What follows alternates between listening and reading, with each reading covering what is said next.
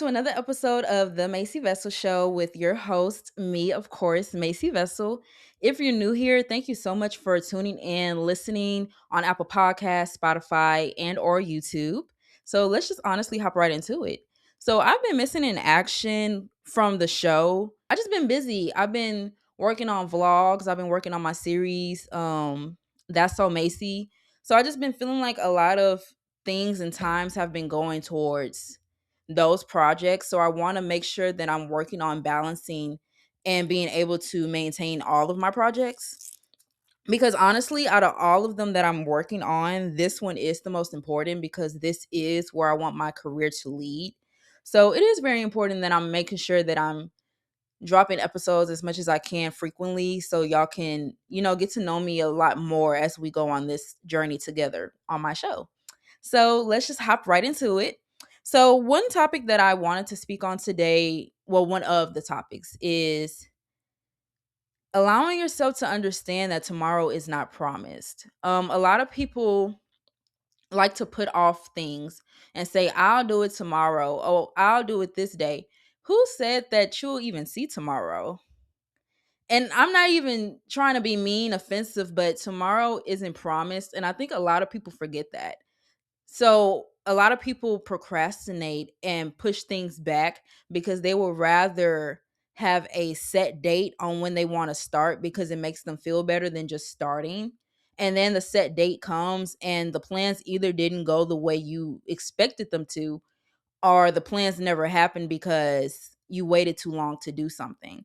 And I'm a big believer on everything happens for a reason, but I'm also a firm believer on God gives you assignments and you have to move when he hands them to you, because if you miss it, then he's just going to give it to another person. For example, Michael Jackson, he literally said every time he had a beat or thought of lyric, he would run to the studio before Prince got it in his mind. And I'm so serious when I say if you don't step up and actually fulfill your ideas, someone else is going to do it. And then as soon as someone else does it, y'all be like, oh, they stole my idea. They did this. How did they steal something that you never even started nor created? That doesn't make any sense. If you would have got up and started it, then maybe you wouldn't have to be looking at their page, looking at their projects, because you can just look at your own page because you're the one that's doing the project. A lot of people say, well, I'm going to put a date on when I want to start. And putting dates on something, is very professional. And I'm someone that likes to put dates on things all the time, but I don't necessarily put dates on when I'm going to do something. I put dates on when I'm going to put out what I did, if that makes sense.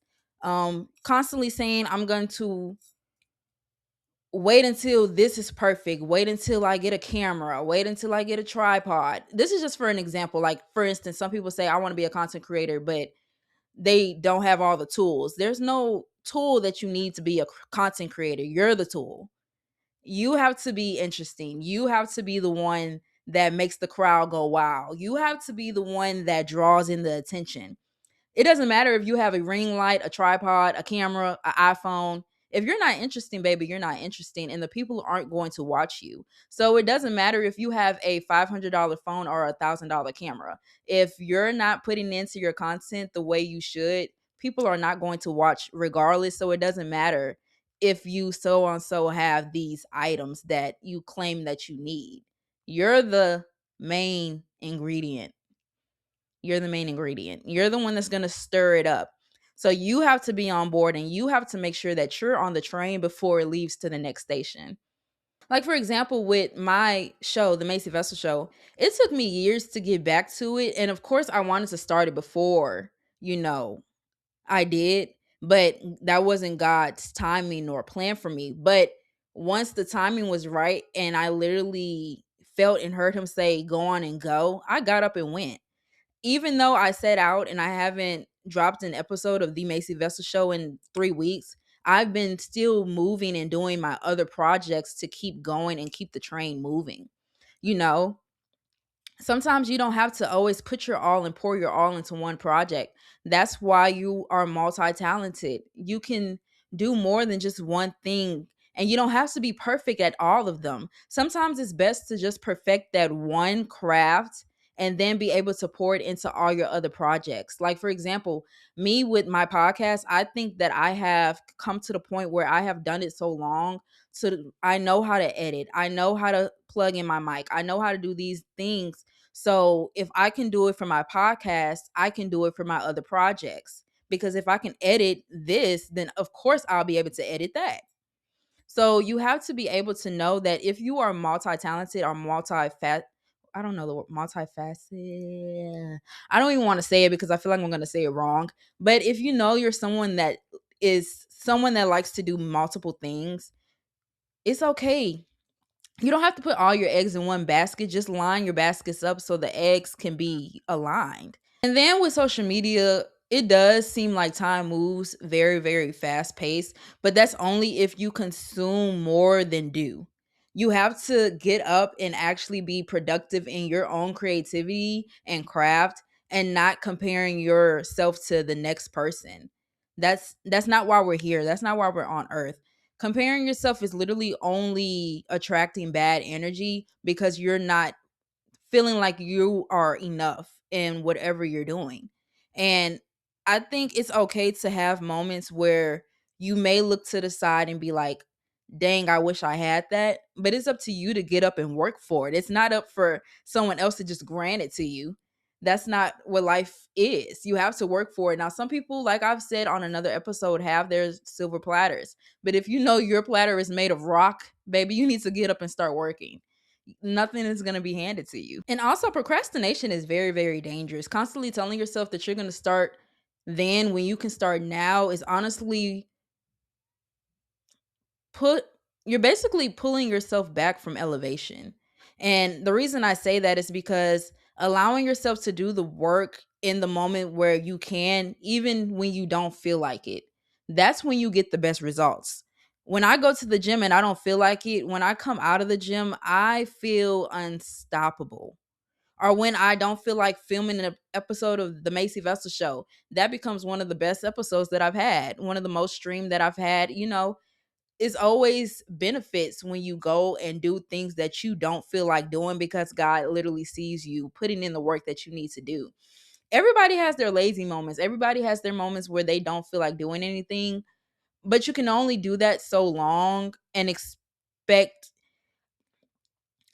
change, but you don't do what you need to do to get the change. But then you're mad at the world and everybody else because they're reaping their rewards, and you're upset because you never even put in any type of work to even get a trophy. How does that work?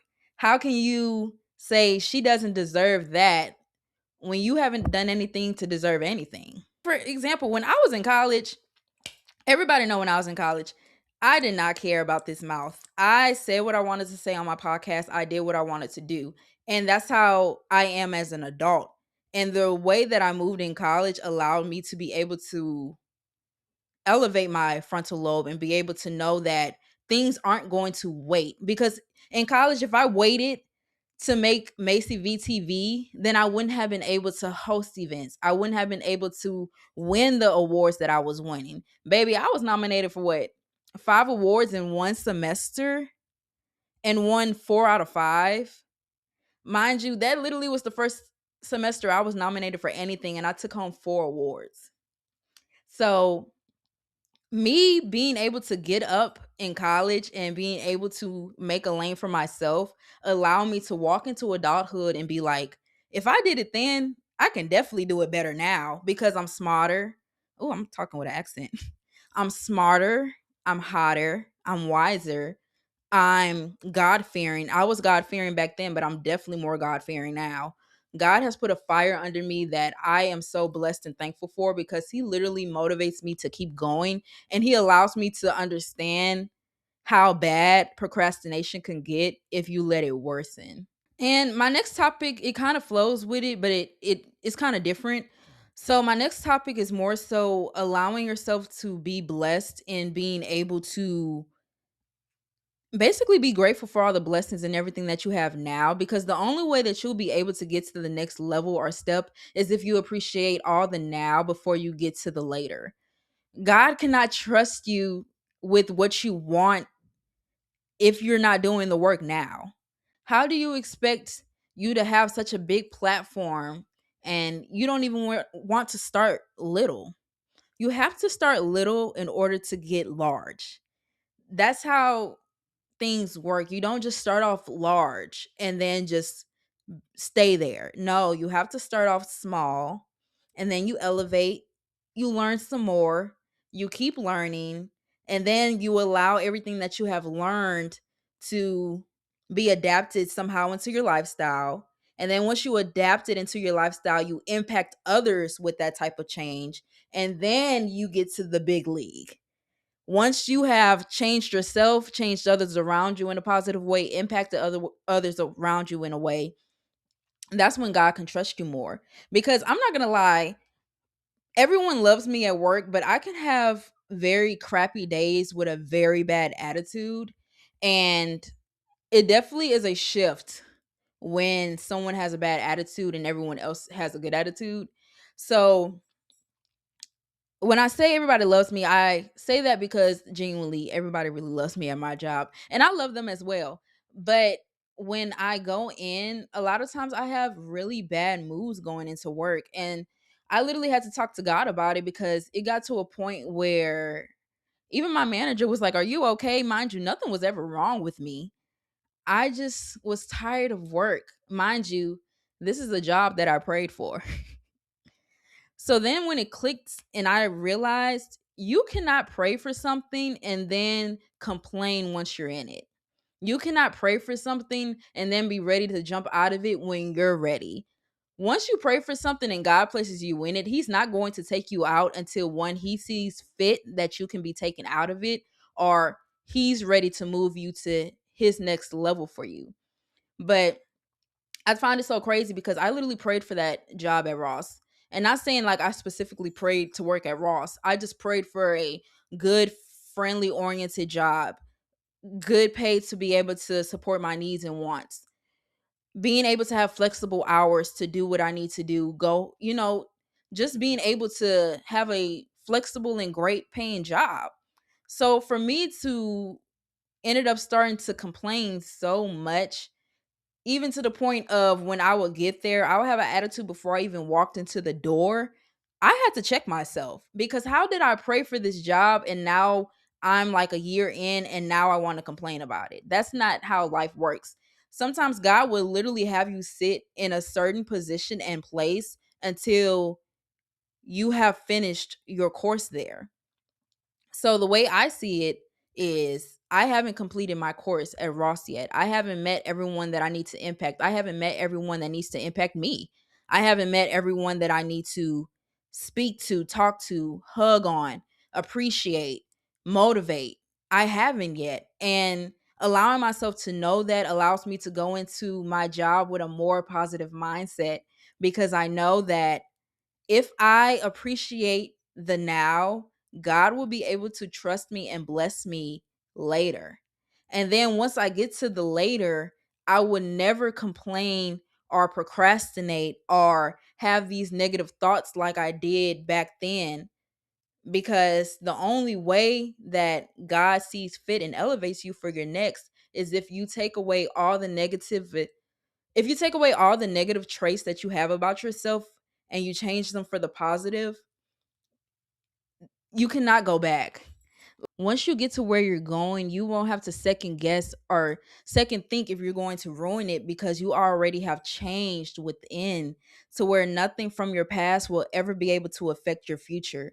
Like, for instance, me, y'all can ask anybody from high school, from middle school, elementary, even some college days. I was a hot mess sometimes. I was a big blabbermouth. I was messy. I wanted to say what I wanted to say when I wanted to say it. Nobody could tell me crap. I felt the way I wanted to feel, and if you felt away, then jump. That's literally the type of attitude that I had. And once I changed and started going through so many obstacles of life and realized that's not the person I want to be. I have never seen the old Macy again once I wouldn't say threw her away because I had to go through everything I went through in order to get to where I am. So I can't say that I just threw her away. I can say I allowed her to be, and now I placed her in a place where she can't harm me nor anyone else. And I allow my new self to be able to embrace where I am and being able to positively impact others and being able to go in experiences with a positive mindset. Because once you already have negative thoughts about something, you're already expecting failure. You cannot walk into things expecting the worst when you know you deserve the best. And a lot of people say what is it? Expecting hoping for the best, expecting the worst, or hoping for the worst, expecting the best. I don't know what it is, but I never go into situations thinking that it's not going to turn out for me. If God placed it in front of me, then I know it's for me. And if it isn't for me, that means that He wanted me to learn something in that moment so I can take away from that moment and be able to teach someone else, or maybe even just teach myself something that I might not have known. Like I said in another episode, a no is not a no, it's more so just a redirection. And a lot of people take no's as a final say when you're supposed to take a no as just another way. A no is not supposed to be the end goal. You're not supposed to hear that word and say, okay, chapter's over, I'm done with that. No, you're supposed to go around it and find your way. Just like an interstate, it has so many layers, it has so many exits, so many entrances. You have to find your perfect exit. You have to find your perfect entrance in order to flow with the rest of traffic. You have to. That's literally the best way I can put it. You cannot expect the worst out of situations, especially if you prayed for a situation. How do you pray to be in something and then when you get there, you expect the worst? That's basically saying you don't trust God enough because you prayed for it, He places you there, and you're still not satisfied. So how can you expect Him to trust you in anything else, and you can't even fulfill where you are now because you're so worried about what's next, or you're so hell bent on it going bad? No. You have to always stand up and know that the best is always yet to come. You have to know that now is not forever. Just have to get to the later. And in order to get there, I have to appreciate where I am. I hope this resonates with someone out there. I hope everyone is having a beautiful and blessed day. Thank y'all for tuning in to another episode of The Macy Vessell Show on YouTube, Apple Podcasts, and Spotify. Make sure to follow me on all social media platforms at The Macy Vessell, and I'll see y'all next time.